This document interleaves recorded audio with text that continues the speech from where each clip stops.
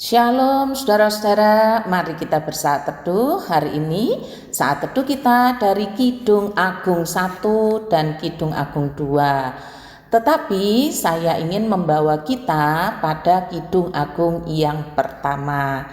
Saya memberikan tema, dia adalah cinta pertama, yang dikalimatkan dengan kalimat, memang hitam aku tetapi cantik.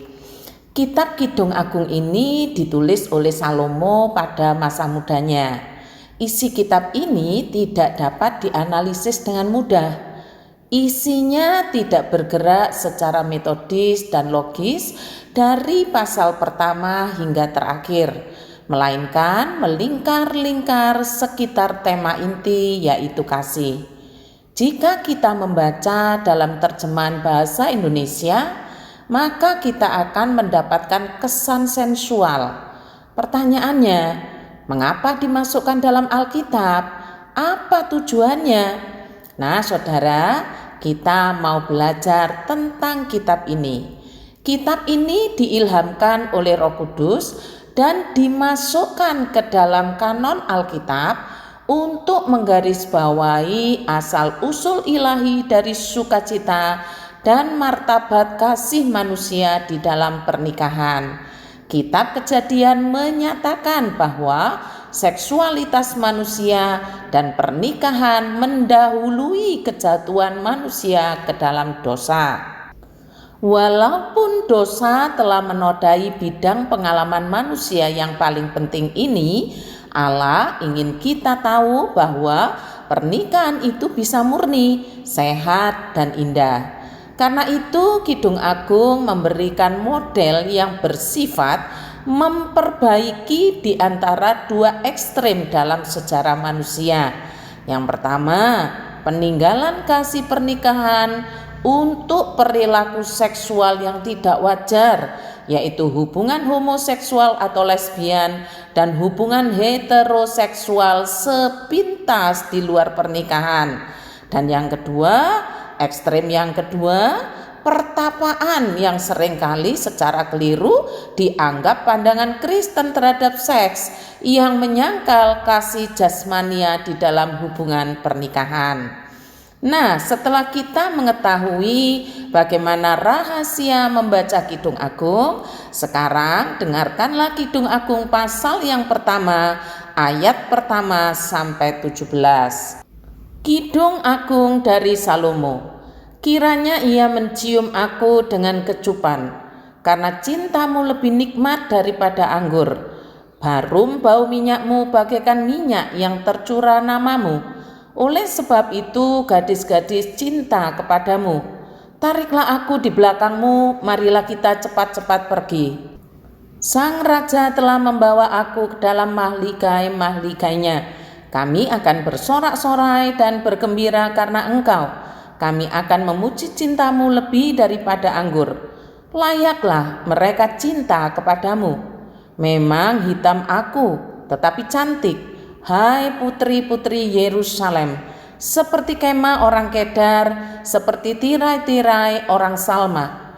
Janganlah kamu perhatikan bahwa aku hitam, karena terik matahari membakar aku. Putra-putra ibuku marah kepadaku, aku dijadikan mereka penjaga kebun-kebun anggur. Kebun anggurku sendiri tak kujaga. Ceritakanlah kepadaku jantung hatiku, di mana Kakanda mengembalakan domba, di mana Kakanda membiarkan domba-domba berbaring pada petang hari. Karena mengapa aku akan jadi serupa pengembara dekat kawanan-kawanan domba teman-temanmu? Jika engkau tak tahu, hai jelita di antara wanita, ikutilah jejak-jejak domba dan gembalakanlah anak-anak kambingmu dekat perkemahan para gembala. Dengan kuda betina daripada kereta-kereta Firaun, kuumpamakan engkau manisku. Moleklah pipimu di tengah perhiasan-perhiasan dan lehermu di tengah kalung-kalung. Kami akan membuat bagimu perhiasan-perhiasan emas dengan manik-manik perak. Sementara sang raja duduk pada mejanya, semerbak bau narwastuku. Bagiku kekasihku bagaikan sebungkus mur, tersisip di antara buah dadaku. Bagiku kekasihku setangkai bunga pacar di kebun-kebun anggur En-Gedi. Lihatlah cantik engkau manisku, sungguh cantik engkau bagaikan merpati matamu. Lihatlah tampan engkau kekasihku, sungguh menarik, sungguh sejuk petiduran kita. Dari kayu aras balok-balok rumah kita, dari kayu eru papan dinding-dinding kita. Saudara-saudara, ini mau cerita apa sebenarnya? Apa yang mau diajarkan? Jawabannya adalah soal ajaran monogami. Sekali lagi, monogami. Lalu pasti kita bertanya, lah kan Salomo punya 300 istri, 700 gundik. Monogami dari mana? Oke, sebentar ya. Kita harus menyelidiki dari sejarahnya. Kan kitab Kidung Agung ini ditulis pada waktu Salomo masih muda. Di usia muda itu Salomo telah mengubah 1005 nyanyian. Dan mungkin jawabannya ialah bahwa gadis Sulam itu adalah istri pertama Salomo pada masa muda sebelum ia naik tahta. Mungkin mencerminkan keadaan ketika kitab ini diubah secara resmi untuk diterbitkan.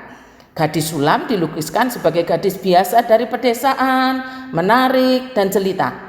Perasaan Salomo terpikat secara mendalam dengan gadis ini, sebagaimana biasanya orang terpikat pada kekasih dan pengantin pertamanya. Gambaran gadis Sulam adalah memang hitam aku, tetapi cantik. Hai putri-putri Yerusalem, seperti kemah orang Kedar, seperti tirai-tirai orang Salma. Jadi, secara liturgis, kitab Kidung Agung menjadi salah satu di antara 5 gulungan dari bagian ketiga Alkitab Ibrani, yaitu hagiografa, artinya tulisan-tulisan kudus. Masing-masing tulisan ini dibacakan di hadapan umum pada hari raya Yahudi tertentu. Kitab ini dibacakan pada hari raya Paskah. Kiranya Tuhan menguatkan kita dengan ajaran Alkitab yang agung, yaitu monogami. Upah kehidupan Salomo setelahnya dengan banyak istri adalah terpecahnya kerajaan itu. Tuhan memberkati. Selamat ulang tahun Jimmy Christian.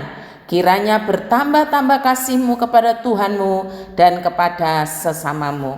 Mari kita berdoa.